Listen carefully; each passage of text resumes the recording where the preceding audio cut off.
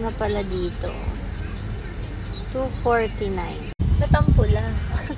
Pula na mukha ko. Pero, hindi ako makatayo eh. Isa man pakiramdam ko. Masusuka ako, tapos sasakit ng tiyan ko. Yan yung pistachio.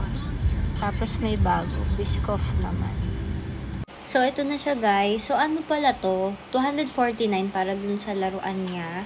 And then, paglalagyan ng kape, plus 39 pesos. So, yun. Tinanggal na namin kasi kailangan daw tanggalin para malagyan ng kape. Parang gusto ko makuha yung wolf o kaya yung fox. Pero gusto ko makuha yung secret. Malay natin. Akala ko ito yung card para malaman ko din ako. Mabuti wala namang ganun. So, bubuksan na natin siya. Maliit lang pala talaga siya. Ayan. So, let's see. Ano to? Kita niyo ba? Uy, ang lambot. Wolf to, diba? Uy, nakuha ko yung gusto ko. Wolf nga! Ayan. So, nasa loob pala nung wrapper niya yung card. Yan. Ito siya.